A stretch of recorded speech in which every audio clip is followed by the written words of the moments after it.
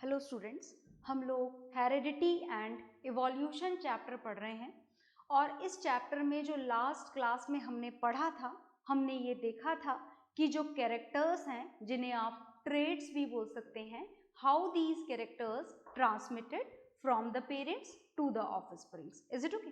तो कुछ कैरेक्टर्स का डिस्कशन हमने कर लिया था, कुछ कैरेक्टर्स का डिस्कशन हम आज की क्लास में करेंगे। तो चलिए देखते हैं। और आज की क्लास में हम बड़ा इंपॉर्टेंट डिस्कशन करने जा रहे हैं। This is the discussion of blood groups. हम जानने जा रहे हैं how the blood groups inherited, how the blood groups inherited, blood groups किस तरीके से इनहेरिट किए जाते हैं पेरेंट से ऑफस्प्रिंग में।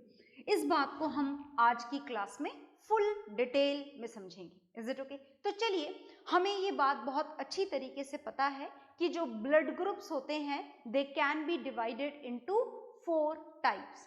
कितने टाइप के ब्लड ग्रुप पढ़े हैं आपने 4 टाइप के ब्लड ग्रुप पढ़े हैं। पढ़ चुके हैं ना आप ब्लड ग्रुप? बिल्कुल पढ़ चुके हैं लाइफ प्रोसेसेस चैप्टर के अंदर। Is it okay? तो चलिए हम उन्हीं ब्लड ग्रुप के नाम यहाँ पर लिखने जा रहे हैं। हमने जो ब्लड ग्रुप पढ़े हैं वो पढ़े हैं, एक आपने पढ़ा था ब्लड ग्रुप ए, याद है आपको? बिल्कुल याद होगा। दूसरा ब्लड ग्रुप आपने पढ़ा था ब्लड ग्रुप बी, राइट। तीसरा ब्लड ग्रुप आपने पढ़ा था ब्लड ग्रुप ए बी, और चौथा ब्लड ग्रुप आपने पढ़ा था ब्लड ग्रुप ओ। तो देखिए, जो ब्लड ग्रुप हैं आपकी बॉडी में, चाहे ब्लड ग्रुप की बात हो, चाहे हाइट की बात हो, चाहे बॉडी कॉम्प्लेक्शन की बात हो, whatever the character is, to control each and every character in your body there is a gene located on your chromosomes. आपके क्रोमोसोम के ऊपर क्या लोकेटेड होता है? जीन्स, याद है ना? And these genes are responsible for the synthesis of a protein which control particularly that individual character in your body। तो चलिए हम जानते हैं कि आखिर ब्लड ग्रुप से रिलेटेड कितने जीन्स आपकी बॉडी के अंदर प्रेजेंट होते हैं। तो जब बात ब्लड ग्रुप से रिलेटेड जीन्स की जाए तो there are 3 type of genes present. 3 type के जीन्स प्रेजेंट होते हैं। एक तो होते हैं आई ए जीन, समझ गए होगे आप? This is the dominant one, ये डोमिनेंट जीन है। दूसरा होता है आई बी जीन। कैपिटल आई से ब्लड ग्रुप वाले जीन्स को डिनोट किया जाता है, और आई ए और आई बी कौन से ब्लड ग्रुप के लिए होते हैं ये आप समझ गए होंगे। I A is for blood group A and I B is for blood group B. Is it okay? और इन दोनों की एक और खास बात है। खास बात ये है कि दे आर द को डोमिनेंट जीन। ये कैसे जीन है? ये को डोमिनेंट जीन है, मतलब आप ये बोल सकते हैं कि they both are the dominant one. ये दोनों ही कैसे जीन है? डोमिनेंट जीन है। Is it okay? तो जब तक आई ए लोकेटेड होगा वो अपना ब्लड ग्रुप शो करेगा, दैट मीन्स ए। जब तक बी ब्लड ग्रुप होगा तब तक वो अपना ब्लड ग्रुप शो करेगा, दैट इज बी। और अगर दोनों ही आ जाए तो कौन सा ब्लड ग्रुप मिल जाएगा? तो आपको ब्लड ग्रुप मिल जाएगा I A I B. Is it okay? That means A B blood group. Is it okay? अब ये तो हुए 2 को डोमिनेंट जीन। अब आपको पढ़ना है एक रेसेसिव जीन। क्या कोई रेसेसिव जीन भी पॉसिबल है? बिल्कुल। The IO gene is for recessive gene. ये कैसा जीन है? रेसेसिव। तो चलिए हम यहाँ पर ये जो 4 ब्लड ग्रुप आपने लिखे हैं इनके सारे पॉसिबल जीनोटाइप्स यहाँ पर लिख लेते हैं। तो देखिएगा कि आखिर कौन कौन से जीनोटाइप पॉसिबल है। अगर मैं आपसे बोलूं कि what would be the genotype of this human one whose blood group is A, तो उसके ब्लड ग्रुप का जीनोटाइप आपके हिसाब से क्या होना चाहिए? देखिएगा ध्यान से। हमारे हिसाब से इसका जीनोटाइप होना चाहिए आई ए। तो क्या इसका ब्लड ग्रुप ए होगा? बिल्कुल, ये डोमिनेंट जीन है और ये तो दोनों ही डोमिनेंट है, तो डेफिनेटली ब्लड ग्रुप कौन सा होगा? ए। Is it okay? दूसरी पॉसिबिलिटी है जीनोटाइप की आई ए आई ओ। ये आई ओ वाला रेसेसिव जीन है और जब तक इसके साथ में डोमिनेंट जीन है ये अपना कैरेक्टर शो करेगा। मतलब इस जीनोटाइप के साथ में भी जो फिनोटाइप मिलेगा वो मिलेगा ब्लड ग्रुप ए का। And now we have to know about this blood group B. अब बी के बारे में अगर आप जाने तो इस कंडीशन में इसका जीनोटाइप होगा IB IB, ये है फर्स्ट पॉसिबिलिटी। जो नेक्स्ट पॉसिबिलिटी है वो है IB IO। Is it okay?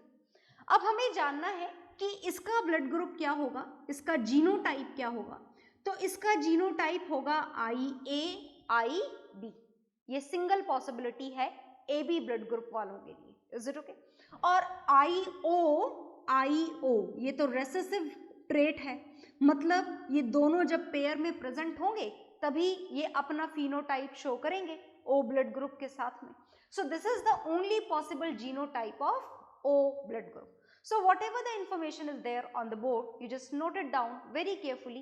Then we will solve some question, a single question which is related with this blood group and very commonly usually came in the exams. बहुत बार आ चुका है, बहुत बार आ सकता है, तो आप इसे नोट डाउन कर लीजिए।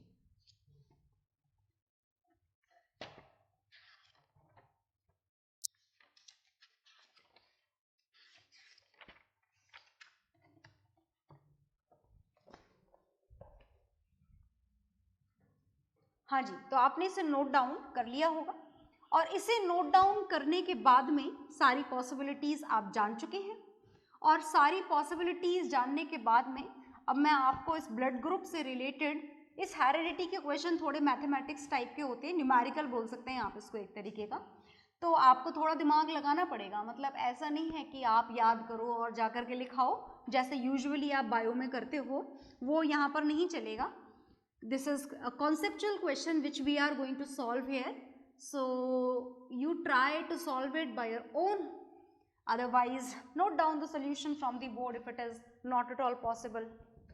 तो चलिए मैं क्वेश्चन आपके सामने यहाँ पर लिखने जा रही हूँ। This is the question which is related with the same blood group. तो मैं यहाँ पर लिखने जा रही हूँ a man having blood group A. A man, बहुत ध्यान से देखिएगा, a man having blood group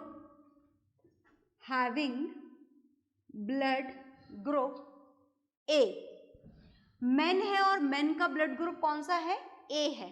समझ गए ना आप possibilities of genotype with blood group A, you note it down. Marries a woman with blood group marries a woman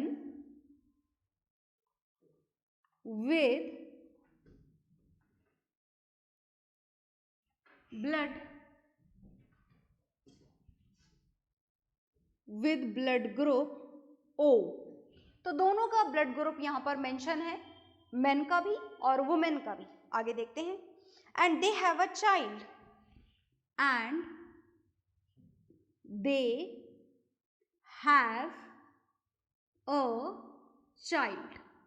is it okay? आगे पढ़ते हैं। What will be the blood group of the child? Question पूछा गया है आपसे, क्या पूछा गया है?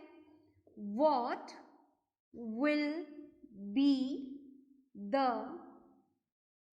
blood group of child? Child का ब्लड ग्रुप पूछा गया है भाई, तो आपको क्वेश्चन सॉल्व करना है मैथमेटिकली। चलिए तो क्वेश्चन सॉल्व करते हैं, करें सॉल्व करते हैं।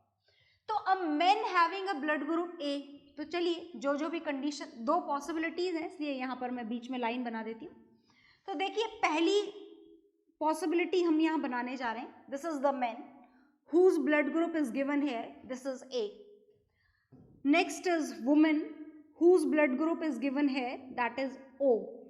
अब थोड़ी देर पहले आपने नोट डाउन किया होगा वुमेन वाले O वाले ब्लड ग्रुप का जो जीनोटाइप है that is fixed, cannot be changed because this is a recessive trait.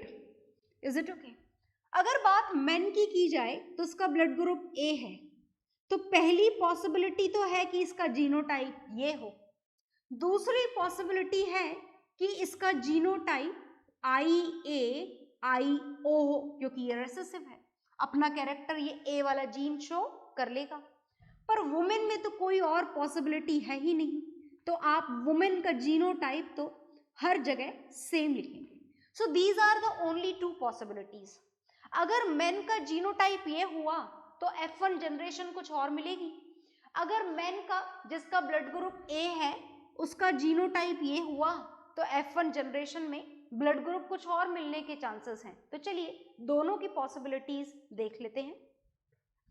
तो सबसे पहले आपको करना है यहाँ पर गैमेट्स का फॉर्मेशन ऑफ रिप्रोड्यूसिंग सेल।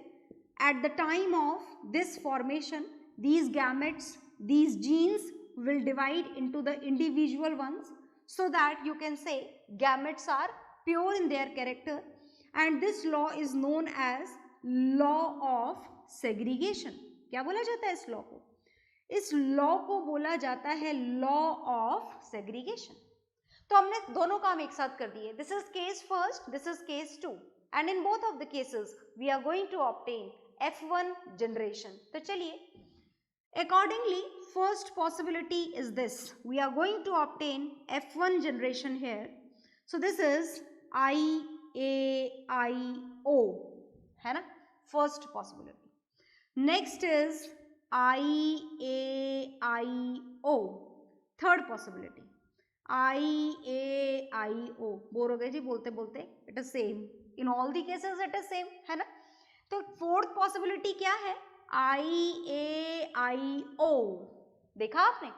तो if this is the genotype of men who is having the blood group A, then all the F1 generation genotype are same, सबके सेम है।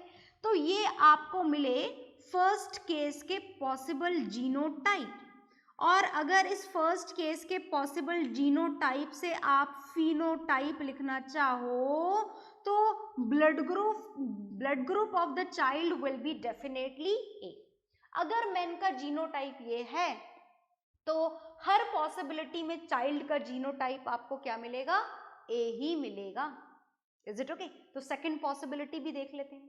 First possibility is this IAIO। second possibility is again same IAIO। third possibility is this IOIO। fourth possibility is again same IOIO। तो आप देख सकते हैं कि in this case two different genotypes are obtained, first is this and second is this।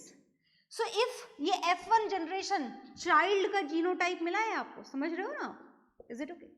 यहां पर भी ये F1 जनरेशन का मतलब ये चाइल्ड का जीनोटाइप है। Is it okay? पर अगर मेन का जीनोटाइप ये हुआ हो, अगर in case in that condition थोड़े चांसेस हैं कि ए ब्लड ग्रुप मिले इन दोनों जीनोटाइप के अकॉर्डिंग, और इन दोनों के अकॉर्डिंग चांसेस हैं ओ ब्लड ग्रुप मिले। मतलब 50% चांसेस हैं कि चाइल्ड का ब्लड ग्रुप ए हो और 50% चांसेस हैं कि चाइल्ड का ब्लड ग्रुप ओ हो। Is it okay?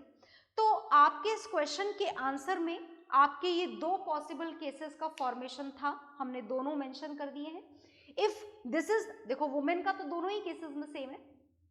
मेन का जीनोटाइप अगर ये होता है तो F1 जनरेशन के चाइल्ड में सबका जीनोटाइप सेम है, और इस केस में 100% चांसेस हैं कि जो चाइल्ड है उसका जो ब्लड ग्रुप है वो कौन सा होगा?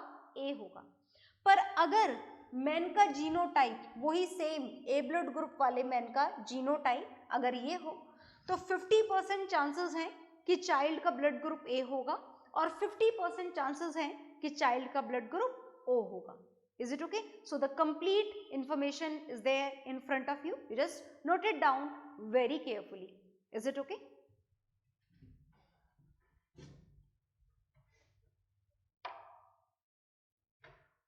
तो आपने ये नोट डाउन कर लिया होगा, और अब नोट डाउन करने के बाद में हमने बहुत सारे एग्जाम्पल सॉल्व कर लिए हैं to know the trait how they are transmitted from the parents to the offsprings।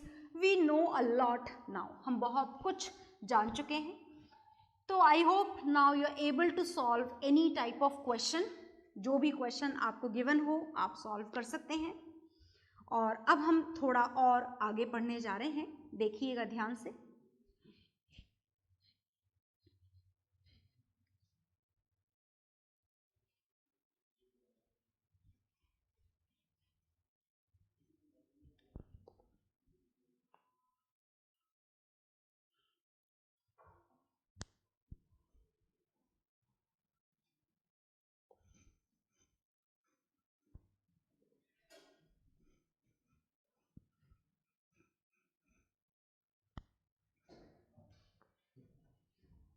हाँ जी, तो जो नेक्स्ट टॉपिक है अब हमारा, these are again the traits and now the traits are classified into two categories.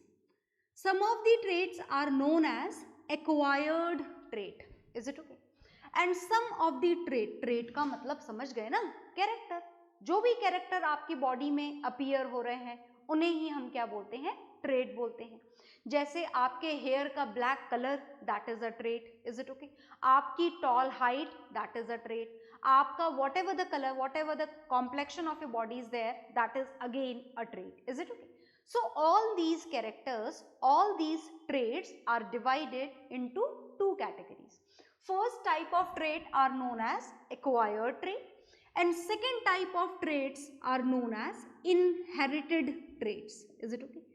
तो इन दोनों के बारे में हमको बहुत अच्छे से समझना है. तो चलिए समझना शुरू करते हैं. हम यहाँ पर जानेंगे acquired trait और inherited traits के बारे में. तो एक्वायर्ड ट्रेट्स का मतलब क्या होता है और इनहेरिटेड ट्रेट्स का मतलब क्या होता है, दोनों का मतलब हमको यहाँ पर समझना है. एक्वायर्ड ट्रेट का मतलब होता है कोई सा भी ऐसा कैरेक्टर जो आफ्टर बर्थ आपकी बॉडी ने एक्वायर किया हो, आपकी बॉडी में डेवलप हुआ हो, that is known as acquired trait. Is it okay? For example कोई पर्सन था, individual human being. Is it okay? Birth के टाइम पर बिल्कुल हेल्दी था, haemoglobin normal, all the vitamins are in the normal position, each and everything is normal. Is it okay? But after birth कुछ condition के कारण अगर उस body के अंदर मान लीजिए कि आयरन की डेफिशिएंसी हो गई. Is it okay? हीमोग्लोबिन की डेफिशिएंसी हो गई. किसकी डेफिशिएंसी हो गई? हीमोग्लोबिन की. तो ये जो हीमोग्लोबिन की डेफिशिएंसी उसकी बॉडी में हुई है, ये आफ्टर बर्थ हुई है. Is it okay? किसी पर्टिकुलर न्यूट्रिएंट की डेफिशिएंसी अगर किसी इंडिविजुअल में आफ्टर बर्थ हो जाती है तो ये जो डेफिशिएंसी हुई है, ये डेफिशिएंसी उसके डीएनए में लोकेटेड नहीं होती. Is it okay? इस डेफिशिएंसी की लोकेशन उसके जीन्स के अंदर मार्क नहीं होती. Is it okay? बॉडी में तो डेफिशिएंसी है पर वो डेफिशिएंसी उसके जीन में मार्क्ड नहीं है, उसके डीएनए में मार्क्ड नहीं है. And these type of traits are known as acquired traits. इनको क्या बोला जाता है? एक्वायर्ड ट्रेट बोला जाता है. Is it okay? आ गई बात समझ में? इनहेरिटेड ट्रेट्स का मतलब क्या होता है? इनहेरिटेड ट्रेट्स का मतलब होता है those character, those traits which are present in an individual with their birth. जो उनके बर्थ के साथ में जो कैरेक्टर प्रेजेंट होते हैं उनको क्या बोला करते हैं? उन ट्रेट्स को हम बोला करते हैं इनहेरिटेड ट्रेट्स. जैसे मान लीजिए कि कोई ह्यूमन बेबी का फॉर्मेशन हुआ, रिप्रोडक्शन हुआ और ह्यूमन बेबी के रिप्रोडक्शन से ही उसके जो हेयर का कलर है वो कौन सा है? ब्लैक है. Is it okay? तो ये जो ब्लैक हेयर का जो कलर है, ये कलर की जो इंफॉर्मेशन है ये उसके जीन्स में मार्क्ड है. मतलब पर्टिकुलरली उसके पास में एक जीनोटाइप होगा which is responsible for this particular colour of hair, that is black. तो जो भी इंफॉर्मेशन, जिस ट्रेट की इंफॉर्मेशन आपके जीन्स में मार्क्ड हो, आपके डीएनए में मार्क्ड हो, उन ट्रेट्स को क्या बोला जाता है? उन ट्रेट्स को बोला जाता है इनहेरिटेड ट्रेट्स.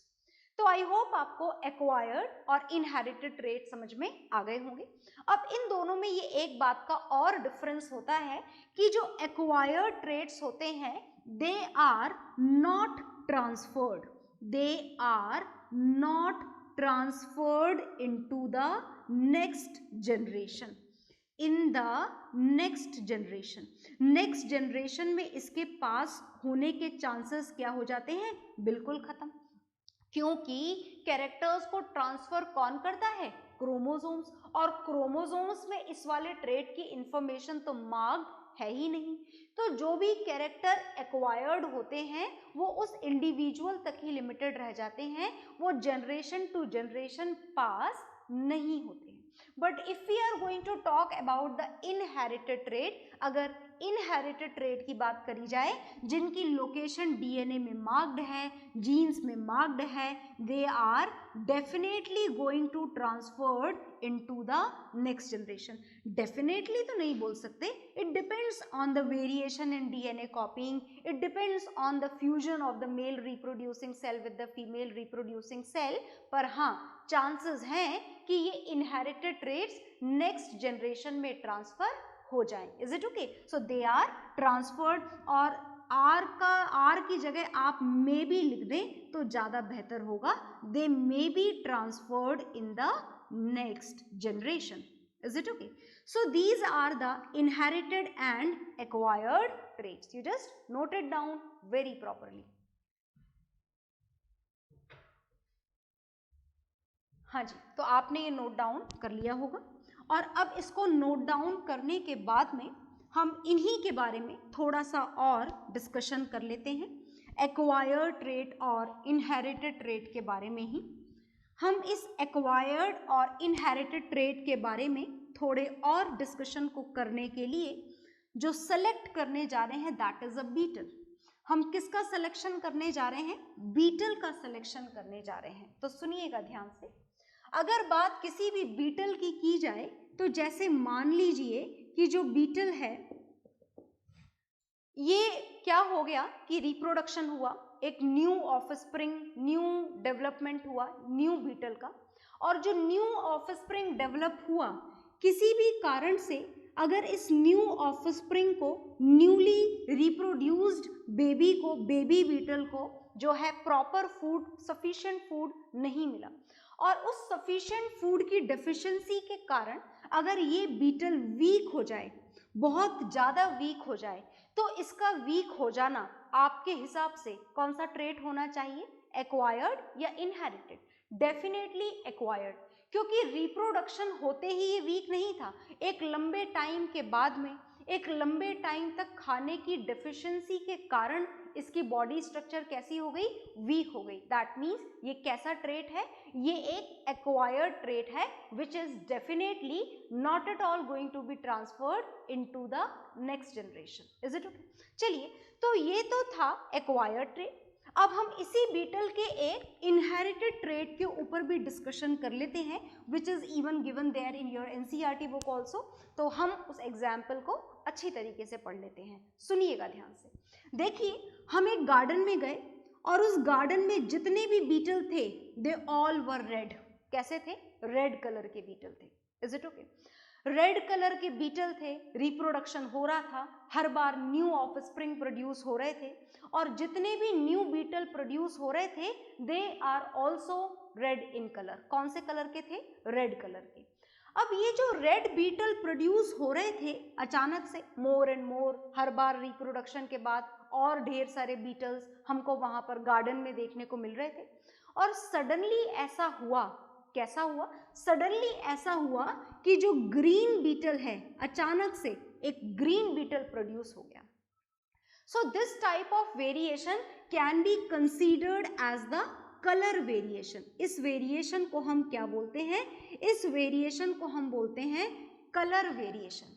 और ये जो कलर वेरिएशन हुआ, ये ऐसा नहीं हुआ कि उस बीटल के ऊपर कोई ग्रीन कलर कर दिया किसी ने, या ग्रीन पेंट उसके ऊपर गिर गया इस कारण से वो ग्रीन हो गया, या किसी डेफिशिएंसी के कारण ग्रीन हो गया। नहीं, उसके जीनोटाइप में वेरिएशन के कारण वो ग्रीन हुआ। मतलब अचानक से एक ग्रीन बीटल का प्रोड्यूस हो जाना, ये कौन सा ट्रेट है? This is a inherited trait. ये कैसा ट्रेट है? इनहेरिटेड ट्रेट है। आ गई बात समझ में? और जब बात इनहेरिटेड ट्रेट की जाए तो हम थोड़ी देर पहले ही डिस्कशन कर चुके हैं कि जो इनहेरिटेड ट्रेट है they may be transferred into the next generation. मतलब अब ऐसा पॉसिबल है कि जो नेक्स्ट जनरेशन में हमको बीटल मिलेंगे वो कौन से कलर के हो सकते हैं? दोनों कलर के। They may be red as well as they may be green. पर अगर बात ग्रीन बीटल की जाए तो इस कलर वेरिएशन के साथ ही ग्रीन बीटल के हमारी अर्थ पर सर्वाइवल के चांसेस बढ़ जाते हैं। कैसे बढ़ जाते हैं सुनिएगा ध्यान से। एक तो ग्रीन गार्डन में रेड कलर के बीटल बहुत ही आसानी से दिखाई दे जाते हैं। वैसे भी हम जानते हैं रेड कलर की स्कैटरिंग तो सबसे कम होती है और रेड कलर हमको दूर से ही दिखाई दे जाता है, इसीलिए तो हम रेड कलर का क्या बनाते हैं, डेंजर सिग्नल। याद है ना आपको, इज इट ओके।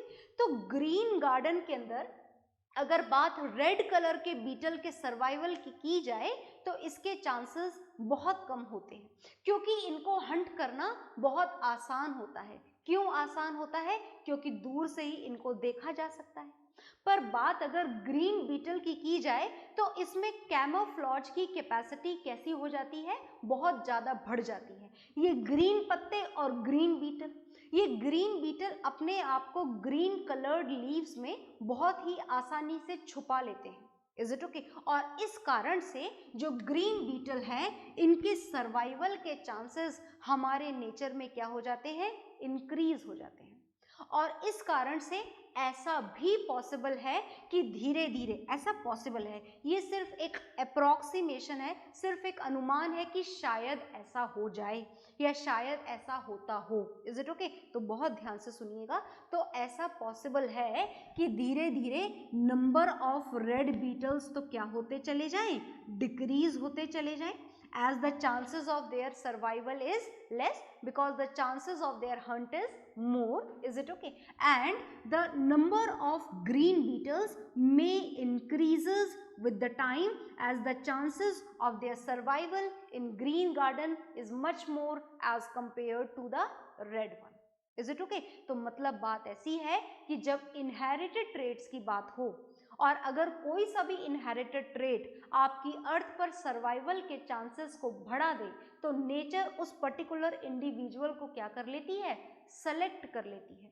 और ऐसे इंडिविजुअल जहां पर कोई सा भी कैरेक्टर आपके सर्वाइवल के चांसेस को कम कर दे, हो सकता है ऐसा पॉसिबल हो कि वो धीरे धीरे जो स्पेशीज है वो हमारी अर्थ से क्या हो जाती है, एक्सटिंक्ट हो जाती है। एंडेंजर्ड स्पेशीज में आते आते धीरे धीरे वो स्पेशीज हमारी अर्थ से गायब भी हो सकती है, इज इट ओके। तो इसी के साथ में जो भी बोर्ड पर लिखा है आप उसे नोट डाउन कर लीजिए।